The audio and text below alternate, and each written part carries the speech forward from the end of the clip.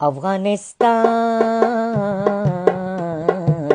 افغانستان ما بدخواهای تگایم، دوم مزن دشمنای تگایم، سوم چوچای آیس آی تگایم، چهارم داعش و طالبای تگایم. مسلمان وطن اشغال شده، علی غیرتم به مسغال شده، صلح و ثباتم که محال شده، گپ ملا گپ دجال شده، گپ ملا گپ دجال شده. مسلمانا ببینید نوکری را، نزد روس و امریکا چاکری را، باید آورد تو صوفی اشقری را، که میگفت زن امریکای تگایم، که زن روس و امریکای تگایم.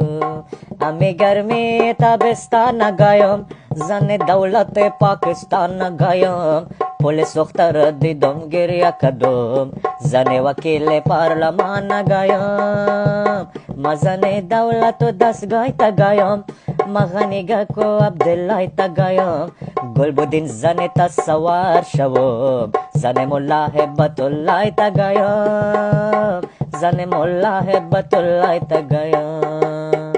نفهمیدن منی بوس کشی را، جای قانون آوردن کس کشی را، با ما میتن نان خشک و چای تلخ، خودش میزد پنیر کشمشی را.